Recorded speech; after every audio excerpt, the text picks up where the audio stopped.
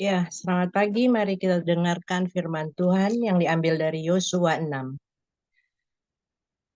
Dalam pada itu, Yeriko telah menutup pintu gerbangnya. Telah tertutup kota itu karena orang Israel. Tidak ada orang keluar atau masuk. Berfirmanlah Tuhan kepada Yosua, ketahuilah, aku serahkan ke tanganmu Yeriko ini, beserta rajanya dan pahlawan-pahlawannya yang gagah perkasa. Haruslah kamu mengelilingi kota itu, yakni semua prajurit harus mengedari kota itu sekali saja. Demikianlah harus engkau perbuat 6 hari lamanya. Dan 7 orang imam harus membawa 7 sangkakala tanduk domba di depan tabut. Tetapi pada hari yang ketujuh, 7 kali kamu harus mengelilingi kota itu, sedang para imam meniup sangkakala. Apabila sangkakala tanduk domba itu panjang bunyinya, dan kamu mendengar bunyi sangkakala itu, maka haruslah seluruh bangsa bersorak dengan sorak yang nyaring. Maka tembok kota itu akan runtuh, lalu bangsa itu harus memanjatnya masing-masing langsung ke depan. Kemudian Yosua bin Nun memanggil para imam dan berkata kepada mereka, angkatlah tabut perjanjian itu, dan 7 orang imam harus membawa 7 sangkakala tanduk domba di depan tabut Tuhan. Dan kepada bangsa itu dikatakannya, majulah, kelilingilah kota itu, dan orang-orang bersenjata harus berjalan di depan tabut Tuhan.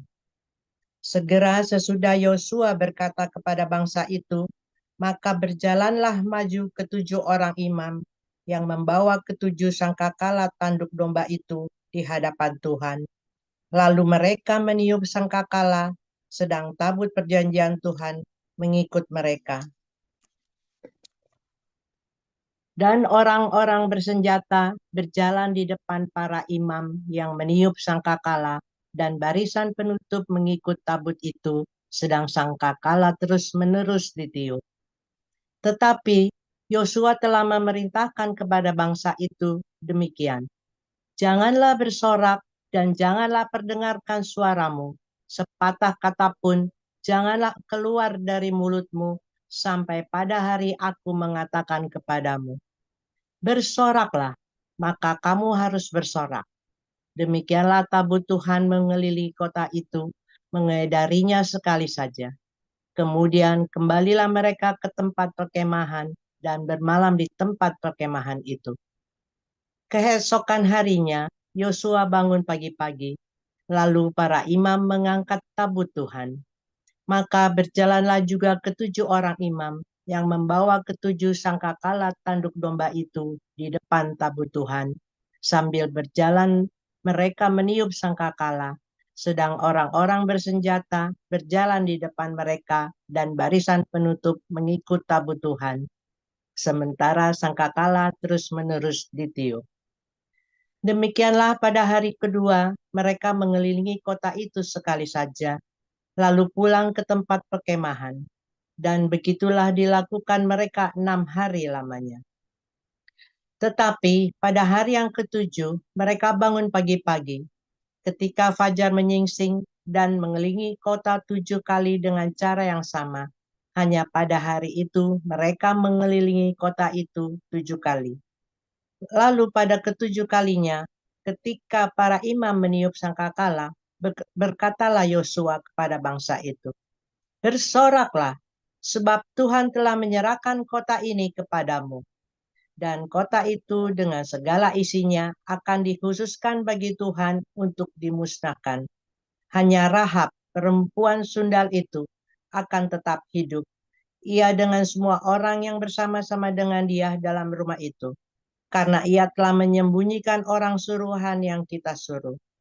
Tetapi kamu ini, jagalah dirimu terhadap barang-barang yang dikhususkan untuk dimusnahkan, supaya jangan kamu mengambil sesuatu dari barang-barang yang dikhususkan itu, setelah mengkhususkannya, dan dengan demikian membawa kemusnahan atas perkemahan orang Israel dan mencelakakannya. Segala emas dan perak serta barang-barang tembaga dan besi adalah kudus bagi Tuhan. Semuanya itu akan dimasukkan ke dalam perbendaharaan Tuhan. Lalu bersoraklah bangsa itu, sedang sangkakala ditiup. Segera sesudah bangsa itu mendengar bunyi sangkakala, bersoraklah mereka dengan sorak yang nyaring. Maka runtuhlah tembok itu, lalu mereka memanjat masuk ke dalam kota, masing-masing langsung ke depan dan merebut kota itu. Mereka menumpas dengan mata pedang segala sesuatu yang di dalam kota itu, baik laki-laki maupun perempuan, baik tua maupun muda, sampai kepada lembu, domba, dan keledai. Tetapi kepada kedua orang pengintai negeri itu, Yosua berkata, "Masuklah ke dalam rumah perempuan sundal itu, dan bawalah keluar perempuan itu dan semua orang yang bersama-sama dengan dia, seperti yang telah kamu janjikan dengan bersumpah kepadanya." Lalu masuklah kedua pengintai muda itu dan membawa keluar Rahab dan ayahnya, ibunya, saudara-saudaranya, dan semua orang yang bersama-sama dengan dia, bahkan seluruh kaumnya dibawa mereka keluar. Lalu mereka menunjukkan kepadanya tempat tinggal di luar perkemahan orang Israel. Tetapi kota itu dan segala sesuatu yang ada di dalamnya dibakar mereka dengan api. Hanya emas dan perak, barang-barang tembaga dan besi ditaruh mereka di dalam perbendaharaan rumah Tuhan. Demikianlah Rahab, perempuan sundal itu, dan keluarganya serta semua orang yang bersama-sama dengan dia dibiarkan hidup oleh Yosua. Maka diamlah perempuan itu di tengah-tengah orang Israel sampai sekarang, karena ia telah menyembunyikan orang suruhan yang disuruh Yosua mengintai Yeriko. Pada waktu itu bersumpahlah Yosua katanya, "Terkutuklah di hadapan Tuhan orang yang bangkit untuk membangun kembali kota Yeriko ini. Dengan membayarkan nyawa anaknya yang sulung, ia akan meletakkan dasar kota itu, dan dengan membayarkan nyawa anaknya yang bungsu, ia akan memasang pintu gerbangnya." Dan Tuhan menyertai Yosua, dan terdengarlah kabar tentang dia di seluruh negeri itu. Demikian. Terima kasih. Nah, selanjutnya kita akan membaca dari 2 Korintus 10. Aku, Paulus, seorang yang tidak berani bila berhadapan muka dengan kamu, tetapi berani terhadap kamu bila berjauhan. Aku memperingatkan kamu demi Kristus yang lemah, lembut, dan ramah. Aku meminta kepada kamu, jangan kamu memaksa aku untuk menunjukkan keberanianku dari dekat, sebagaimana aku berniat bertindak keras terhadap orang-orang tertentu yang menyangka bahwa kami hidup secara duniawi. Memang kami masih hidup di dunia ini, tetapi kami tidak berjuang secara duniawi. Karena senjata kami dalam perjuangan bukanlah senjata duniawi, melainkan senjata yang diperlengkapi dengan kuasa Allah yang sanggup untuk meruntuhkan benteng-benteng. Kami mematahkan setiap siasat orang dan merubuhkan setiap kubu yang dibangun oleh keangkuhan manusia untuk menentang pengenalan akan Allah. Kami menawan segala pikiran dan menaklukkannya kepada Kristus. Dan kami siap sedia juga untuk menghukum setiap kedurhakaan bila ketaatan kamu telah menjadi sempurna. Tengoklah yang nyata di depan mata kamu. Kalau ada seorang benar-benar yakin bahwa ia adalah milik Kristus, hendaklah ia berpikir di dalam hatinya bahwa kami juga adalah milik Kristus sama seperti dia. Bahkan jikalau aku agak berlebih-lebihan, bermegah atas kuasa yang dikaruniakan Tuhan kepada kami untuk membangun dan bukan untuk meruntuhkan kamu, maka dalam hal itu aku tidak akan mendapat malu. Tetapi aku tidak mau kelihatan seolah-olah aku menakut-nakuti kamu dengan surat-suratku. Sebab kata orang, surat-suratnya memang tegas dan keras, tetapi bila berhadapan muka sikapnya lemah dan perkataan-perkataannya tidak berarti.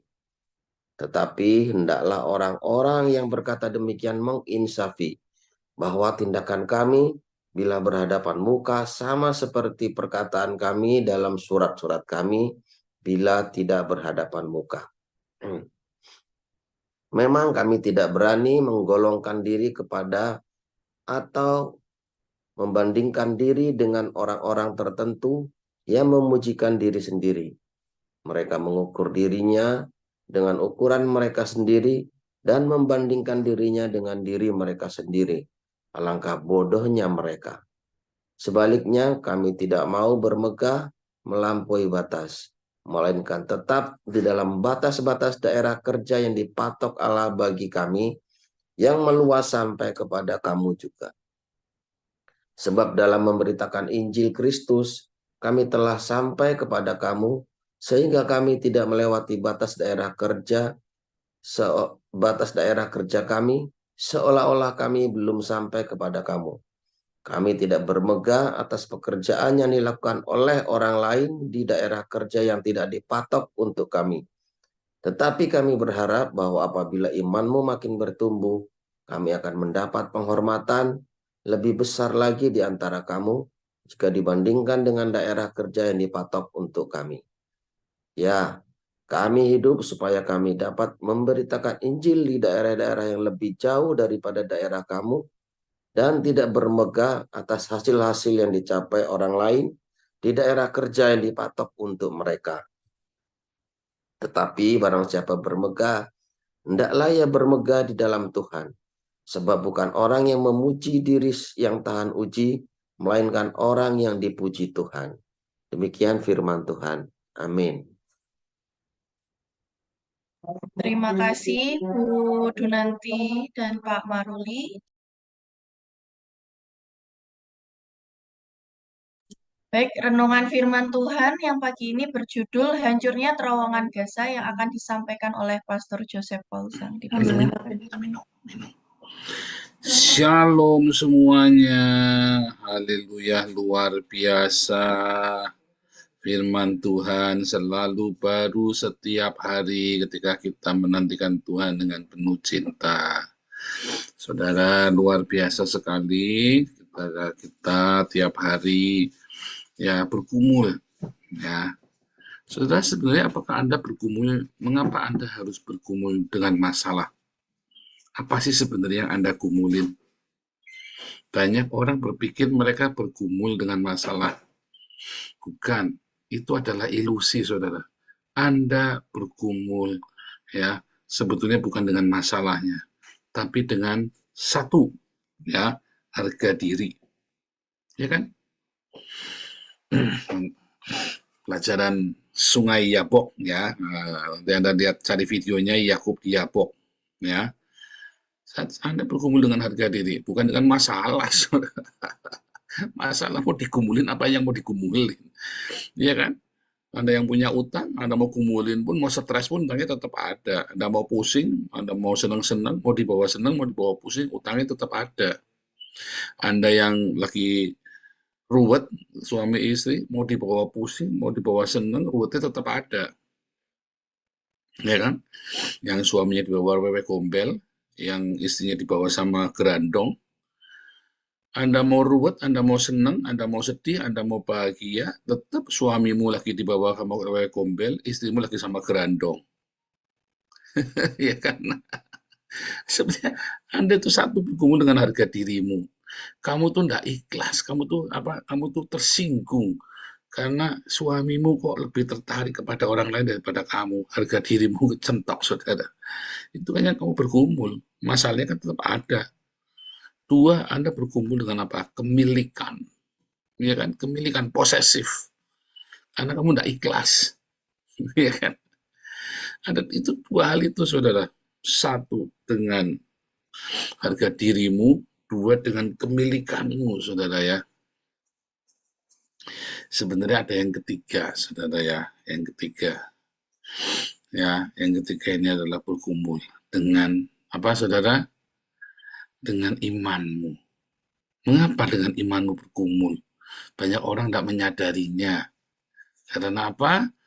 Karena dia sudah sibuk dengan harga diri, sudah sibuk dengan ini kan, sudah sibuk dengan eh, framing ilusi dengan kemilikannya juga, sehingga dia tidak sadar kalau dia sudah nggak punya iman sebetulnya.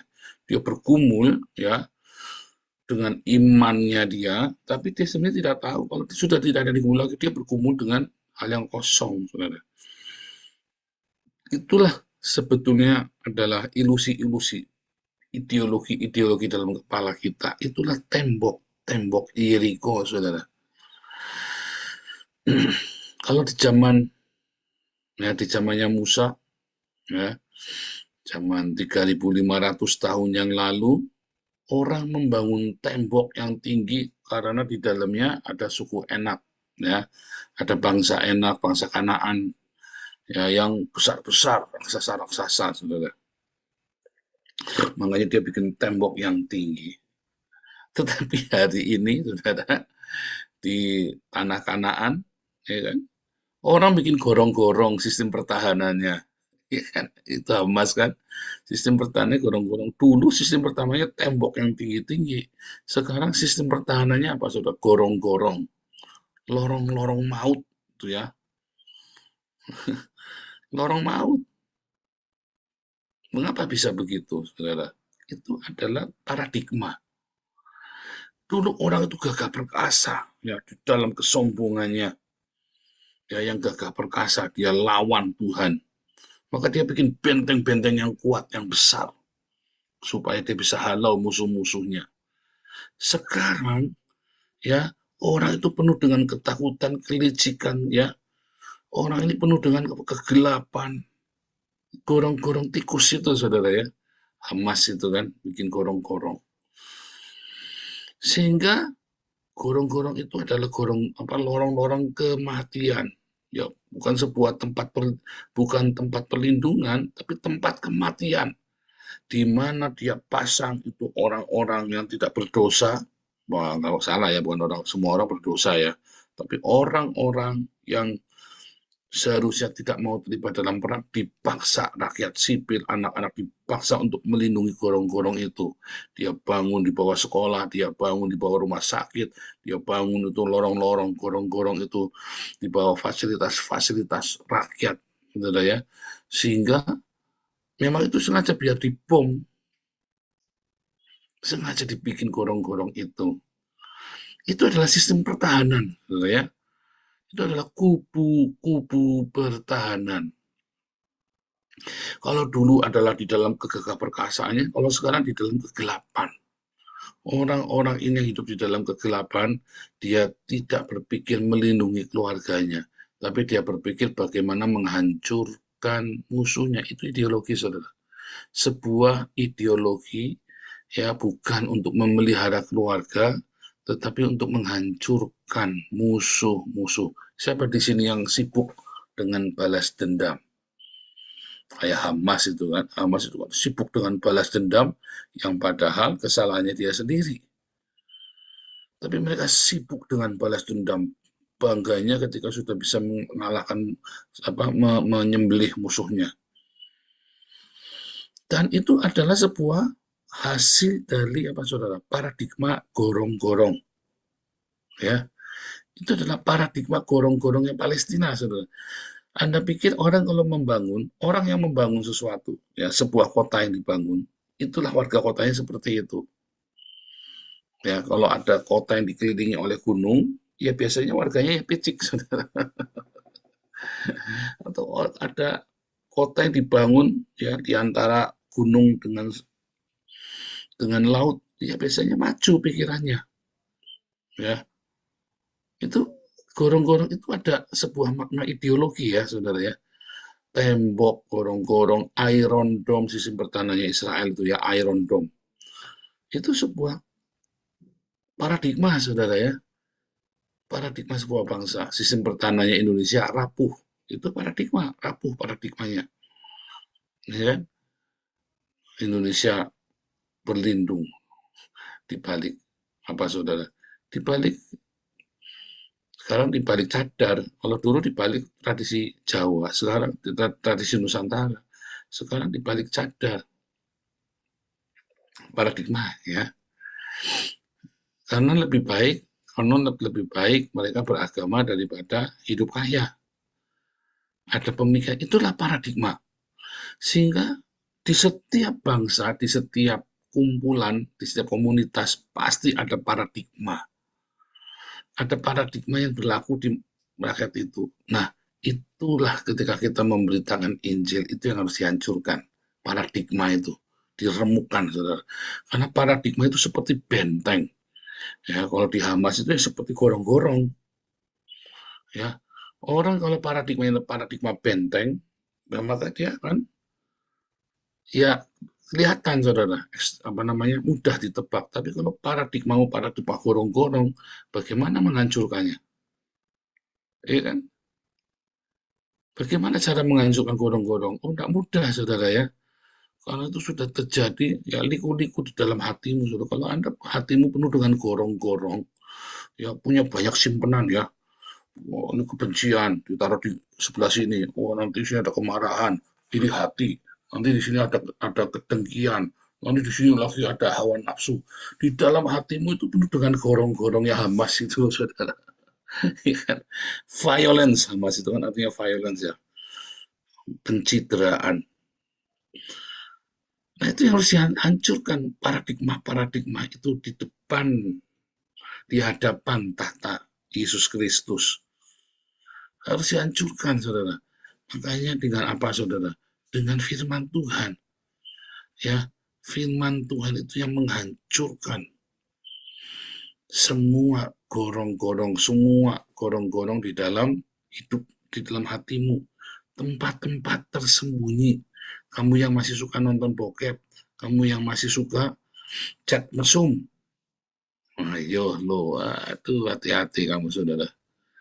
Oh, itu kamu harus lawan, harus dilawan, saudara. Hati-hati, saudara ya. Harus diruntuhkan dengan apa? Meruntuhkannya dengan firman Tuhan setiap hari yang disertai dengan diakonia. Sebab kalau cuma firman Tuhan toh nggak cukup. Nah, itu ayat-ayat yang mati, saudara. Kecuali kamu ada cinta di situ, hidup nanti langsung firman Tuhannya. Dia mematahkan ya kan. Karena Anda sudah lama tidak membaca firman Tuhan disertai dengan cinta, sehingga kamu tidak punya kuasa. Saya ngalami ya, jadi pendeta 99 puluhan ya, 10 tahun lebih ya. Saya punya firman Tuhan, baca firman Tuhan, tapi tidak ngerti artinya karena tidak punya cinta. Setelah saya mengalami perjumpaan dengan Tuhan Yesus, saya punya firman Tuhan dan saya punya cinta. Sejak itu ya, tidak ada tempat tersembunyi lagi di hati saya, saudara. Ya, tidak ada yang tersembunyi lagi di hati saya. Nah, apakah ada yang tersembunyi dalam hatimu? Runtuhkan, saudara. Itu adalah benteng-benteng kesombongan tadi ya. Pergumulan hidupmu itu seringkali Tuhan hadirkan, ya izinkan itu terjadi untuk menghancurkan kesombongan dan semua kesombonganmu ya dihancurkan, saudara. Tetapi sayangnya kamu sembunyi di balik gorong-gorong. Wah, bahaya sekali, saudara. Makanya Tuhan izinkan masalah-masalah itu terjadi padamu untuk membersihkan gorong-gorong itu. Bongkar semua gorong-gorong itu. Karena yang bisa ngutik-ngutik hatimu kan apa, saudara? Masalah. Ya kan? Asem, asin, jengkel, itu saat kamu hidup masuk dalam dunia nyata, saudara. Masalah itu yang akan membongkar, yang akan masuk ke dalam semua gorong-gorong, lalu Anda mau menyelesaikan atau Anda mau pasrah. Jangan pasrah, saudara ya. Gorong-gorong hidupmu itu adalah sebuah benteng pertahanan kamu yang menyesatkan kamu, sehingga kamu tidak bisa menerima kebenaran firman Tuhan. Harus dibersihkan, hancurkan gorong-gorong itu dengan cara apa? Jangan ada yang tersembunyi di dalam hidupmu. Kayak saya, belak-belakan. Jangan ada yang disembunyikan. Jangan ada, saudara, ngomong tapi tangannya sampai di belakang, megang pisau, saudara. Atau Anda jangan sampai hidupmu itu penuh dengan agenda-agenda yang tidak jelas. Oh, bahaya sekali, saudara ya. Itu yang melatih kamu untuk kamu bisa melawan kuasa Tuhan, sehingga Tuhan tidak bisa lagi mengubah hidupmu, nasibmu, ya, dan mengubah rezekimu. Nggak bisa, karena kamu sudah pasang tembok yang tinggi kepada Tuhan, atau Anda punya gorong-gorong perangkap maut yang luar biasa. Ya, kayak orang Palestina, ya, kayak orang Aceh juga sama, begitu tsunami langsung putus kontak dengan komandannya, nyerah, ya kan? Orang-orang ini sama Hamas, ya. Oh, ini kalau pemimpin-pemimpinnya mati, gorong-gorong ini bisa dikuasai sama Israel. Kemanapun tembusnya dicegat. Tetapi masalahnya, kamu tidak membiarkan si, apa namanya, kamu tidak membiarkan Roh Kudus mengorek hatimu, saudara. Kamu menutup diri. Roh Kudus itu lembut. Dia tidak akan paksa kamu untuk membuka diri. Begitu kamu kerasa ada sesuatu, ya. Ya, beberapa orang sudah sering telepon saya, ya, gantian, ya. Ada orang telepon-telepon, saya tahu. Oh, ini kalau masalahnya ini. Kan itu rata-rata, ya, habis dengarkan khotbah di renungan pun pagi ini, banyak yang diselikan matanya. Ya, lalu mereka bilang, ya, kalau saya mau dibaptis. Ya, kita berapa kali kita baptis orang, ya, dalam komunitas ini karena dicelikan melalui firman Tuhan yang kita dengar, saudara. Firman Tuhan yang kamu dengar, ya, adalah untuk membersihkan gorong-gorong dalam hidupmu supaya dihancurkan, dibom. Makanya kalau ngasih firman itu gila, ya, bikin orang kejang-kejang saya, ya, saudara, ya. Tapi itu tujuannya adalah supaya kamu bersih hidup hatimu. Kemarin kita belajar tentang sunat, ya. Harus disunat, dibersihkan. Ini bukan cuma suatu gorong-gorong, dibersihkan semuanya. Disisir sampai tidak ada yang tersisa. Sandra-sandra itu. Sampai tidak yang tersisa, saudara. Semua kejahatan-kejahatan, kebusukan hati kita. Disitulah Tuhan akan bekerja dalam hidup kita. Ketika gorong-gorong sistem itu dihancurkan, berkat itu akan datang. Apa? Kamu ada yang masih kamu simpan yang nggak baik, saudara. Itulah gorong-gorong yang akan dihancurkan oleh Tuhan. Ya, jangan simpan segala sesuatu berlama-lama. Jangan simpan barang busuk. Jangan simpan barang rusak. Dendam, dengki itu barang busuk, barang rusak tuh, ya. Dendam, dengki, kemarahan, kebencian itu barang buruk, barang rusak, saudara. Biarkan, ya, di masa-masa ini datang kembali kepada Tuhan. Kamu yang kemilikannya terlalu luar biasa, posesifmu, ya, dengan harta benda, dengan keluarga, dengan anak istri, posesif dengan suami, dengan pacar. Hati-hati, saudara. Tuhan akan hajar lagi, saudara. Karena gorong-gorong itu adalah posesif. Kemarin sudah dipelajari, ya. Perang Israel sama Hamas, karena dua-duanya tidak mau berbagi. Oh, masa berbagi istri? Saya tidak suruh kamu berbagi istri. Tapi kamu berbagi penderitaan dengan suamimu, berbagi pengampunan dengan suamimu, berbagi pengampunan dengan istrimu. Bilang, aku ampuni, aku mencintai, aku lepaskan. Begitu, saudara, sehingga gorong-gorong di hidupmu dibersihkan dari dari kesombongan, ya, dari apa, saudara, dari hawa nafsu, ya, dari kemilikan posesif. Bersihkan, serahkan sama Tuhan, saudara. Ya, sehingga pergumulan kesombonganmu, pergumulan dengan imanmu, ya kan, pergumulan dengan apa namanya, dengan seluruh aspek hidupmu, maka pergumulan dalam aspek hidupmu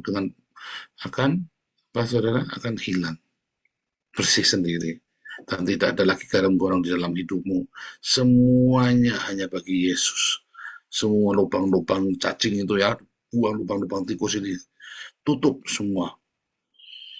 Ya, karena kita anak terang, kita tidak sembunyi di gorong-gorong hidupmu. Kita ini anak terang, anak-anak yang penuh dengan cintanya Tuhan Yesus, bukan yang pemilikan, bukan yang posesif, ya, bukan yang penuh dengan kebencian, bukannya orang yang penuh dengan kemarahan. Itu semua ada di gorong-gorong itu yang harus diruntuhkan, saudara. Ya, dengan membaca firman Tuhan dan langsung praktek diakonia. Percaya saya, lakukan dengan tulus ikhlas. Nanti Tuhan akan pulihkan seluruh aspek hidupmu. Tuhan Yesus memberkati.